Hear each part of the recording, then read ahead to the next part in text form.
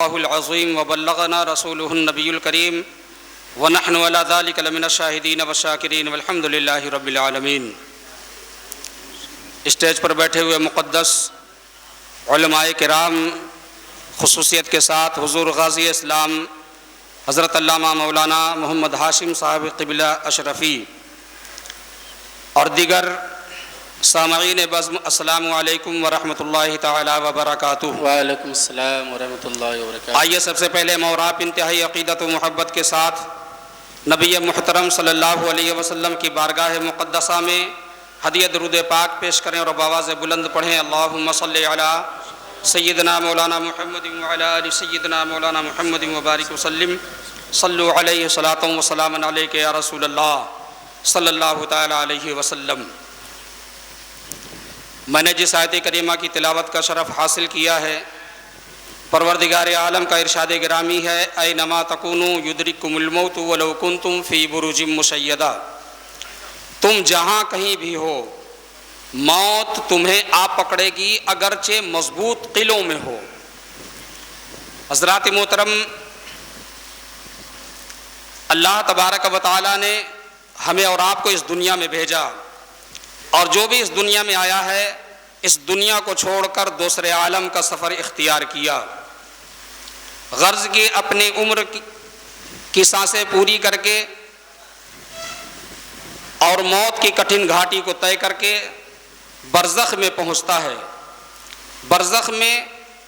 عذاب اور تکلیفیں بھی ہیں، آرام اور راحت بھی، غرض کے اپنے اپنے اعمال کے اعتبار سے برزخ میں مختلف حالات سے گزرنا پڑتا ہے۔ بے شک جو بھی اس دنیا میں آتا ہے اس دنیا کو چھوڑ کر چلا جاتا ہے، سب ٹھاٹ پڑا رہ جائے گا جب لاد چلے گا بنجارا۔ جس طرح انسان اور جنات کی عمر مقرر ہے، اسی طرح اس عالم کی بھی عمر مقرر ہے۔ جب عالم کی عمر تمام ہوگی،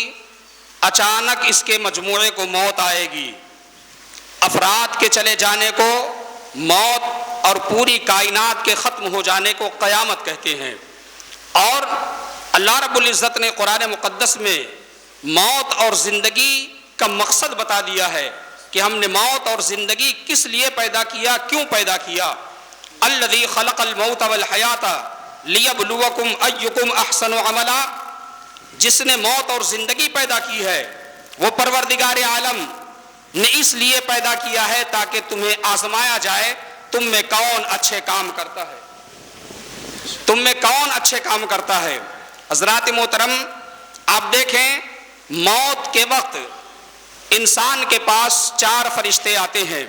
یکے بعد دیگرے۔ ان میں سے پہلا فرشتہ آتا ہے اور سلام کہتا ہے، اے بندے خدا تجھے سلام ہو، میں نے پوری روئے زمین چھان ماری ہے مگر تیرے لیے ایک قدم کی گنجائش بھی باقی نہ رہی۔ دوسرا فرشتہ آ کر کہتا ہے، اے بندے خدا تجھے سلام ہو، میں نے کائنات کے دریا اور سمندروں کو چھانا ہے مگر کہیں بھی ایک گھونٹ پانی تیرے لیے میسر نہیں ہے۔ تیسرا فرشتہ آ کر عرض کرتا ہے، کہتا ہے، اے بندے خدا تجھے سلام ہو، میں نے روئے زمین کی ساری زمین، میں نے روئے زمین چھان مارا ہے، کہیں بھی تیرے مقدر کا ایک لقمہ بھی میسر نہیں ہوا۔ چوتھا فرشتہ آ کر کہتا ہے، اے بندے خدا تجھے سلام ہو، میں نے روئے زمین کا چپا چپا چھان مارا ہے لیکن کہیں بھی تیرے لیے ایک سانس لینے کی گنجائش باقی نہ رہی، لہذا موت کا فرشتہ انسان کی روح کو قبض کر لیتا ہے۔ حضرات محترم، جب انسان بیمار ہوتا ہے، بیماری کے عالم میں فرشتے آتے ہیں، اور آنے کے بعد کچھ فرشتے ایسے ہوتے ہیں جو اس کے کھانے کے ذائقے کو، پینے کے ذائقے کو اور نیند کی راحت کو اٹھا کر لے کر چلے جاتے ہیں، لیکن جب وہی بندہ صحت یاب ہوتا ہے، وہی مومن جب صحت یاب ہوتا ہے، تندرست ہوتا ہے، توانا ہوتا ہے، تو وہ فرشتے اللہ رب العزت کی بارگاہ میں عرض کرتے ہیں، پروردگار عالم اس کے سارے معاملات کو اس کے ساتھ واپس کر دیا جائے، غرض کے جو نیند کا فرشتہ نیند کی راحت کو اٹھا لے جاتا ہے وہ نیند کی راحت کو واپس کر دیتا ہے، اسی طریقے سے کھانے کے ذائقے کو لے جاتا ہے وہ واپس کر دیتا ہے، غرض کے ساری چیزیں اس کو واپس کر دی جاتی ہیں، لیکن ایک گناہ کا فرشتہ ہوتا ہے جو اس کے سر سے گناہ کو اٹھا لیا کرتا ہے، کیونکہ جب بندہ مومن کسی تکلیف میں ہوتا ہے تو اس تکلیف کے بدلے اللہ تبارک و تعالیٰ اس کے اس تکلیف کو ضائع نہیں کرتا، بلکہ اللہ تبارک و تعالیٰ اس میں بھی اسے ثواب عنایت فرماتا ہے، اس کے گناہوں کو مٹا دیا کرتا ہے۔ گویا کہ جب انسان کو تکلیف ہوتی ہے، مومن کو تکلیف ہوتی ہے، تو اللہ تعالیٰ اس میں ثواب عنایت فرماتا ہے اور اس سے گناہوں کو دور فرما دیا کرتا ہے۔ وہ فرشتہ اللہ رب العزت کی بارگاہ میں عرض کرتا ہے پروردگار عالم اس کے گناہوں کو کیا کیا جائے، کیا اسے واپس کر دیا جائے؟ اللہ رب العزت ارشاد فرماتا ہے نہیں نہیں، اس کے گناہوں کو واپس نہ کرو بلکہ اس کے گناہوں کو دریا میں ڈال دو۔ یہ تطہیر مسجد سے مماثلت رکھتی ہے۔ جس طریقے سے جب کوئی بندہ اللہ رب العزت کی بارگاہ میں مسجد میں جانے کا قصد و ارادہ کرتا ہے، اللہ رب العزت کی بارگاہ میں اپنے جبین نیاز کو جھکانے کا ارادہ کرتا ہے، مسجد کے دروازے پر پہنچتا ہے، لیکن وہ مسجد پر مقررہ فرشتے اسے واپس پلٹانے کی کوشش کرتے ہیں۔ اللہ رب العزت ارشاد فرماتا ہے نہیں فرشتوں، میرے اس بندے نے میرا قصد و ارادہ کیا ہے، میری بارگاہ میں اپنی جبین کو جھکانے کا اس نے ارادہ کر رکھا ہے، اسے واپس پلٹنے نہ دو۔ کہا پروردگار عالم اس کے گناہوں کو کیا کروں؟ اللہ رب العزت ارشاد فرماتا ہے اس کے گناہوں کو اٹھا لو اور یہ جب میری مسجد میں داخل ہو، میرے گھر میں داخل ہو تو نہایت ہی صاف و شفاف انداز میں داخل ہو، گویا کہ اس کے سر سے گناہوں کو اٹھا لیا جاتا ہے، اور جب مسجد میں داخل ہوتا ہے تو نہایت ہی صاف ستھرے انداز میں وہ مسجد میں داخل ہوتا ہے۔ حضرات محترم، نماز پڑھتا ہے، اللہ کی عبادت کرتا ہے، نماز کے بعد جب فارغ ہوتا ہے واپس پلٹتا ہے، جیسے ہی دروازے پر پہنچتا ہے وہ فرشتے اسے گناہوں کو واپس پلٹانا ہی چاہتے ہیں۔ اللہ رب العزت کی طرف سے آواز آتی ہے اے میرے فرشتوں ٹھہرو، اب جو اس گناہ کو تم نے واپس کر لیا ہے اب میری شان کے یہ لائق نہیں ہے کہ دوبارہ اس بندے پر گناہوں کو مسلط کیا جائے، اس لیے اس کے گناہوں کو اب اس کے جسم مت ڈالو، میں نے اس کے گناہوں کو معاف کر دیا ہے۔ حضرات محترم آپ دیکھیں اللہ تبارک و تعالیٰ کی شان کتنی رحیم اور کریم ذات ہے پروردگار عالم کی، کہ جب بندہ ایک مرتبہ اللہ رب العزت کی بارگاہ میں جانے کا قصد و ارادہ کرتا ہے تو اللہ تبارک و تعالیٰ اس کے گناہوں کو اس کے سروں سے نکال دیا کرتا ہے۔ اور ایسے ہی اگر جب بندہ اللہ رب العزت کی بارگاہ میں ہمیشہ جانے کا ارادہ کر لے تو اللہ تبارک و تعالیٰ کی ذات وہ ذات ہے کہ آپ اگر اس کی بارگاہ میں توبہ کریں گے، گریہ وزاری کریں گے تو اللہ تبارک و تعالیٰ صرف ان خطاؤں کو نہیں معاف کرے گا بلکہ قرآن مقدس میں پروردگار عالم ارشاد فرماتا ہے فَأُولَٰئِکَ يُبَدِّلُ اللَّهُ سَیِّئَاتِهِمْ حَسَنَاتٍ، وہ پروردگار عالم کی ذات وہ ذات ہے جو تمہارے گناہوں کو معاف کر دے گی اور ان کے بدلے میں یعنی ان خطاؤں کو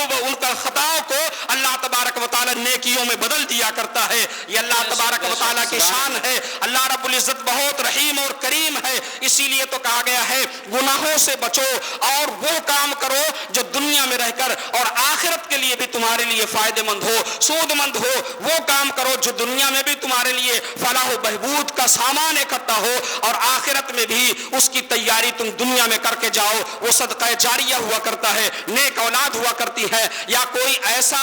علم ہے جو آپ کے پاس ہے اور وہ علم نافع علم ہو جسے نافع علم کہا گیا اور دوسروں تک آپ نے پہنچایا ہو، یہ صدقہ جاریہ ہوا کرتے ہیں۔ حضرات محترم، ورنہ قیامت کے دن حال تو ہمارا اور آپ کا یہ ہوگا کہ نبی پاک صلی اللہ علیہ وسلم نے ارشاد فرمایا قیامت کے دن یعنی حساب کے دن انسان کے قدم اس کی جگہ سے ہٹ نہ سکیں گے جب تک پروردگار عالم 5 چیزوں کا سوال تم سے نہ کر لے، اور اس 5 چیزوں کا جواب جب تک نہیں دے لو گے وہاں سے ہٹنے کی کوئی گنجائش نہیں ہے۔ وہ 5 چیزیں کیا ہیں؟ ایک تو یہ سوال کیا جائے گا تم نے اپنی عمر کہاں ضائع کر دی، یعنی عمر کا تم نے حصہ کہاں ختم کر دیا، لہو لعب میں خرچ کیا ہے، دنیا کی خرافاتوں میں خرچ کیا ہے، کہیں ایسا تو نہیں ہے کسی مومن کو پریشان کرنے میں تم نے خرچ کیا ہے، کہیں ایسا تو نہیں ہے کسی مومن کی تم نے دل آزاری میں اپنا وقت صرف کیا ہے۔ اگر ایسا آپ نے کیا ہے تو آج بھی آپ متنبہ ہو جائیے اور اللہ رب العزت کی بارگاہ کی طرف رجوع کریے، کیونکہ پروردگار عالم خطاؤں کا معاف کرنے والا ہے، اور جس کو آپ نے تکلیف پہنچائی ہے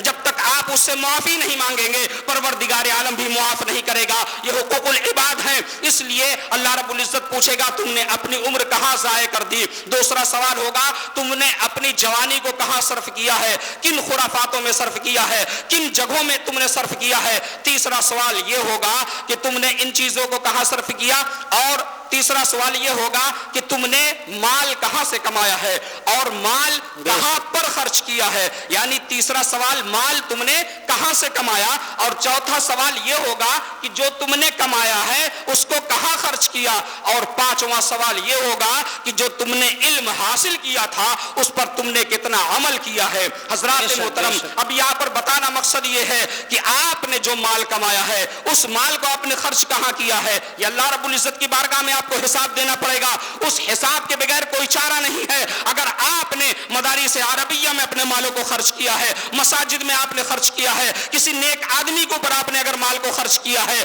تو یہی مال اللہ تبارک و تعالیٰ کی بارگاہ میں آپ کا ضامن ہوگا, اور یہی مال آپ کے لیے قبر میں بھی عذاب دور کرنے کا باعث ہوگا. کیونکہ آپ نے مالوں کو خرچ کیا ہے دوسروں جگہ تو ضروری نہیں کہ وہ فائدہ پہنچائے, لیکن اگر آپ نے مدرسوں میں خرچ کیا ہے, مساجد میں آپ نے خرچ کیا ہے, تو ظاہر سی بات ہے اللہ تبارک و تعالیٰ اس کا بدلہ آپ کو ضرور عنایت فرمائے گا. اور یہ مدارس عربیہ ہی ہیں جن میں آپ اگر 1 روپیہ خرچ کرتے ہیں تو یہ آپ کے دین و دنیا میں آپ کے عقیدے کی حفاظت کرتی ہے, اور آپ کے دین کی